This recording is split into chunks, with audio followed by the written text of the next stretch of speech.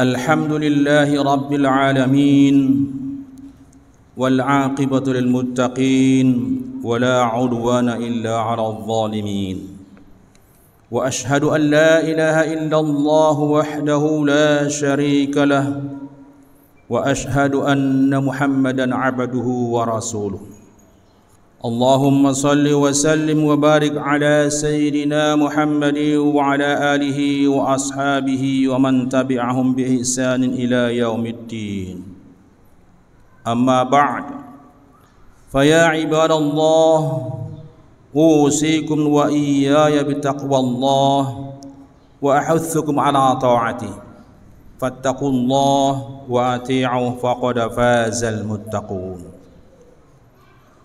قال الله تعالى في كتابه الكريم أعوذ بالله من الشيطان الرجيم يا أيها الذين آمنوا اتقوا الله وقولوا قولا سديدا يصلح لكم أعمالكم ويغفر لكم ذنوبكم ومن يطع الله ورسوله فقد فاز فوزا عظيما صدق الله العظيم.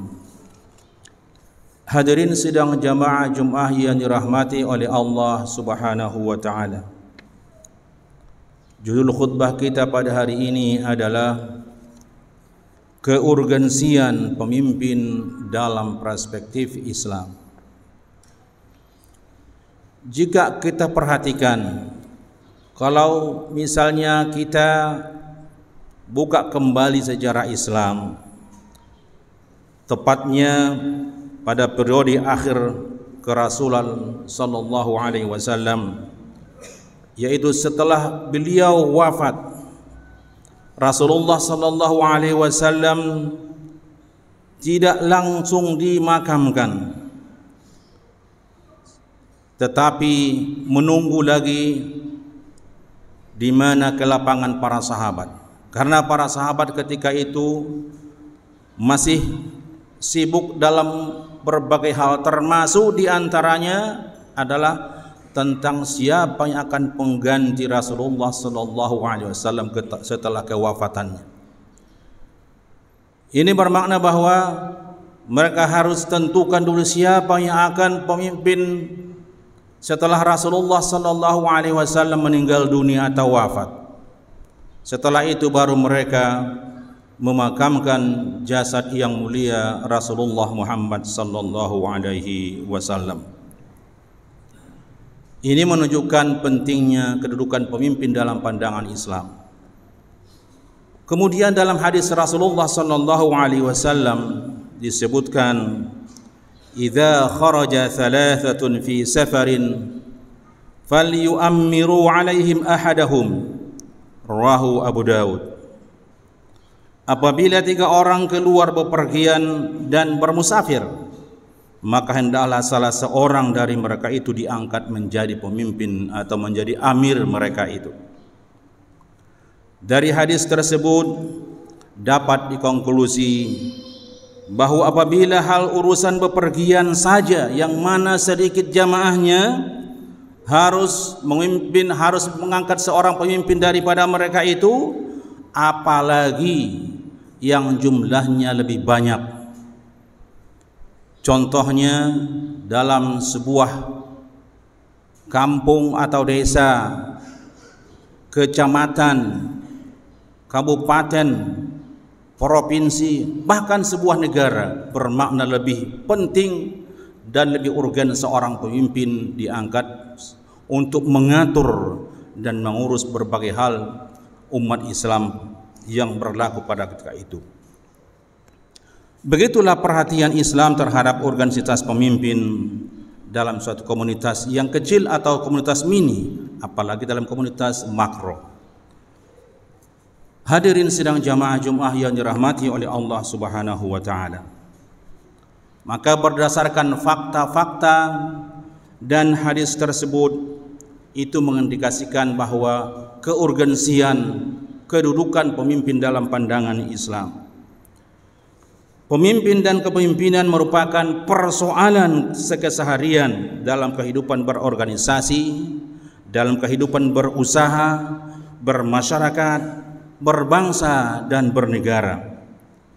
Kemajuan, kesejahteraan, ketenangan dan kemunduran, bahkan kesalehan masyarakat pada lembaga-lembaga yang ada di antaranya ditentukan oleh pemimpinnya. Oleh sebab itu, penunjukan pemimpin harus tepat dan benar-benar pada posisinya. Kata orang Inggris, the right man on the right place, dan tidak tersalah dalam memilih dan tidak juga keliru ketika memilih pemimpin tersebut, terutama yang berkaitan dengan kepemimpinan yang akan mengatur urusan sebuah bangsa dan negara. Tujuan bernegara adalah terciptanya baldatun thayyibatun wa rabbun ghafur, yaitu negeri yang makmur dan mendapat keampunan daripada Allah Subhanahu wa taala. Jika tersalah dalam masalah pilihan, maka akan berakibat fatal. Untuk itulah beberapa pedoman atau panduan telah digariskan untuk melahirkan kepemimpinan yang diridhai oleh Allah Subhanahu wa taala, yang membawa kemaslahatan, menyelamatkan manusia yang tidak saja ketika berada di dunia, tapi juga ketika berada di akhirat. Oleh karena itulah Rasulullah sallallahu alaihi wasallam sekitar 1400 tahun yang silam telah memperingatkan agar jangan sempat tersalah dalam menyerahkan sebuah tugas, sebuah kepemimpinan, tidak tersalah di kalangan umat Islam, sebagaimana Rasulullah SAW bersabda, "Idza wusidal amru ila ghairi ahli fantadhiris sa'ah." Apabila suatu urusan, suatu tanggung jawab ataupun tugas diserahkan bukan pada ahlinya, bukan kepada pakarnya yang kompeten, maka tunggulah saat kehancurannya, kata Rasulullah SAW dalam sebuah hadis yang diriwayatkan oleh Imam Bukhari. Sebagai muslim, kita wajib berhati-hati dan cerdas ketika memberikan pilihan dan harus tepat pada sasarannya. Kepakaran yang dimiliki harus betul-betul diperhatikan, tidak hanya slogan atau tiruan. Jika khilaf dan tersalah dalam pilihan, maka bencana, malapetaka, kehancuran, krisis, penderitaan dan kemelaratan akan menimpa diri sendiri, akan menimpa keluarga, masyarakat, bangsa dan negara, baik di dunia maupun di akhirat nanti kelak. Hadirin sidang jamaah Jumat yang dirahmati oleh Allah Subhanahu wa taala, apa kira-kira kriteria pemimpin yang ideal dalam ajaran Allah Subhanahu wa taala? Ajaran Islam telah menyingkapkan bagaimana sebenarnya tipe pemimpin yang ideal dan menetapkan kriteria dan ciri-cirinya. Di dalam hadis Rasulullah sallallahu alaihi wasallam disebutkan yang artinya, jika kamu diangkat menjadi pemimpin suatu urusan, maka bertakwalah kepada Allah Subhanahu wa taala. Sangat luar biasa dalamnya urgensitasnya seorang pemimpin, sehingga Rasulullah mengatakan bertakwalah kepada Allah Subhanahu wa taala kalau kamu diangkat menjadi seorang pemimpin. Sementara itu, di dalam kitab suci Al-Qur'an yang merupakan pedoman utama umat Islam, dalam surah An-Nisa ayat 144 Allah berfirman, A'udzu billahi minasyaitonir rajim. Ya ayyuhalladzina amanu la tattakhidul kafirina awliya'a min dunil mu'minin. Aturiduna an taj'alu lillahi 'alaikum sultanan mubina. Wahai orang-orang yang beriman, janganlah kamu mengambil orang-orang kafir menjadi wali, menjadi pelindung, penolong atau pemimpin dengan meninggalkan orang-orang mukmin. Inginkah kamu mengadakan alasan yang nyata bagi Allah Subhanahu wa taala untuk mengiksa kamu? Hadirin sidang jamaah Jumat yang dirahmati oleh Allah Subhanahu wa taala, kita bisa lihat di ujung ayat tersebut di mana Allah mengatakan, aturiduna an taj'alu lillahi 'alaikum sultanan mubina. Apakah kamu ingin menjadikan bagi Allah alasan untuk menyiksa kamu, kata Allah Subhanahu wa taala. Ini merupakan peringatan yang sangat luar biasa terhadap umat Islam. Dari ayat tersebut dapat diambil beberapa poin. Pertama, pemimpin tidak boleh terdiri dari orang kafir, dan orang kafir ini terbagi kepada dua. Pertama, kafir hakiki, kafir yang sebenarnya. Golongan ini tidak mengetahui urusan dan kepentingan orang Islam. Yang kedua, kafir nikmat, yaitu orang Islam yang tidak mensyukuri nikmat dan anugerah yang diberikan oleh Allah kepadanya, seperti pelaku maksiat, pembohong, penipu, koruptor, kolusi, nepotisme, pemberi janji-janji yang muluk, gila perempuan, gila harta sehingga tidak mengeluarkan zakat, tidak salat, tidak membantu orang-orang yang membutuhkan, orang yang tidak menjalankan perintah Allah Subhanahu wa taala, orang yang tidak memanfaatkan ilmunya di jalan Allah Subhanahu wa taala, dan lain-lain sifat yang negatif. Ini semua termasuk di antara kafir nikmat.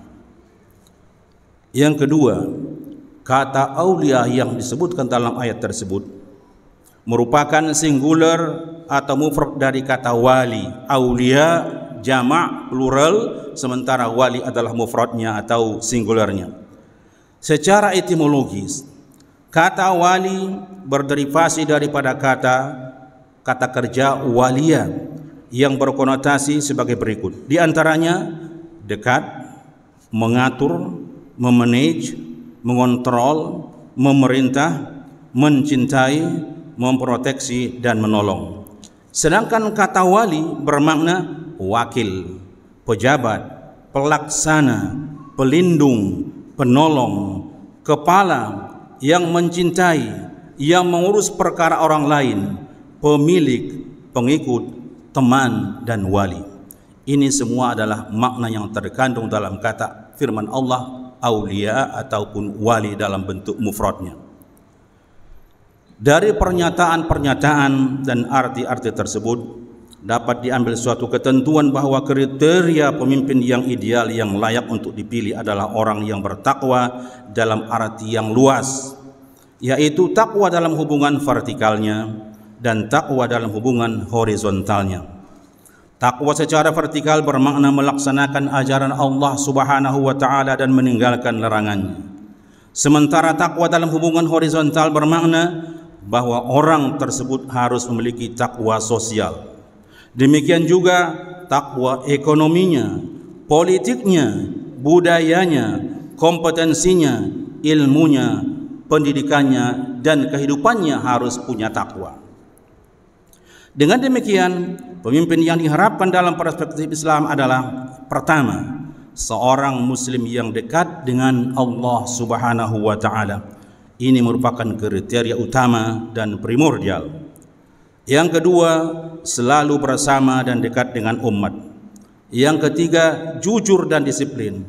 Yang keempat, kompeten ilmunya sehingga dapat mengatur urusan dan kepentingan rakyat serta memanage negara, dapat memahami aspirasi rakyat. Yang kelima, senantiasa menolong, melindungi dan mencintai rakyatnya, tidak periodik atau waktu-waktu, misalnya ketika datang kampanye baru dekat dengan rakyat, setelah selesai kampanye dan terpilih lupa segala-galanya.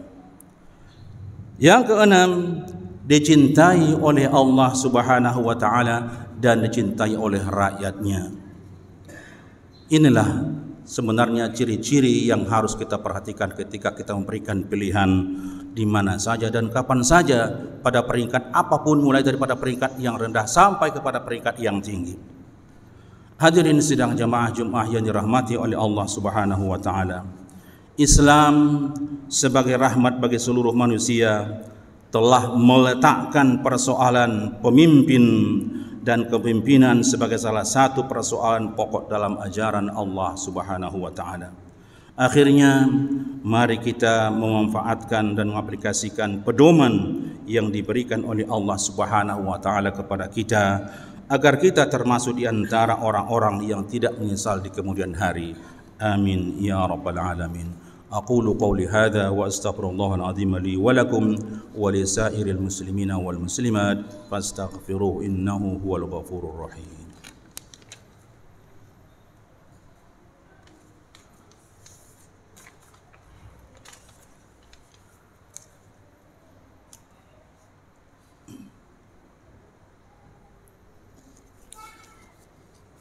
الحمد لله الذي له ما في السماوات وما في الأرض وله الحمد في الآخرة وهو الحكيم الخبير. وأشهد أن لا إله إلا الله وحده لا شريك له وأشهد أن محمدا عبده ورسوله الذي دعا إلى التوحيد. اللهم صل وسلم وبارك على سيدنا محمد وعلى آله وأصحابه ومن والاه.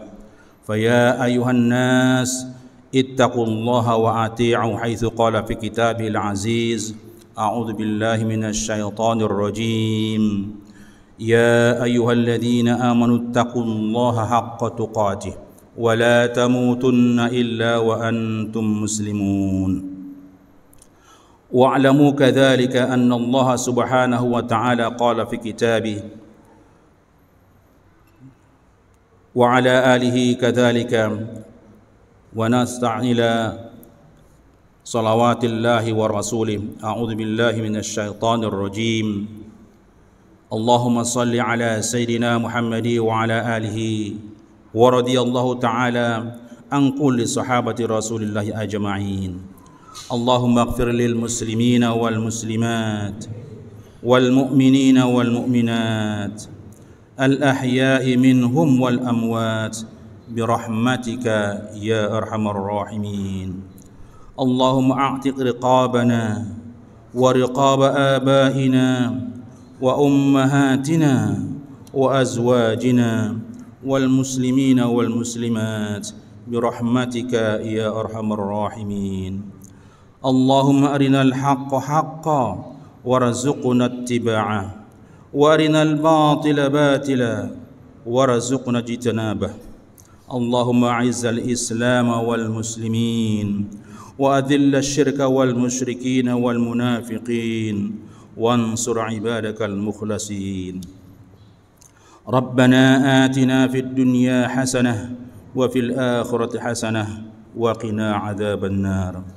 عباد الله، إن الله يأمر بالعدل والإحسان وإيتاء ذي القربى وينهى عن الفحشاء والمنكر والبغي يعظكم لعلكم تذكرون. والله يعلم ما تصنعون. أقم الصلاة.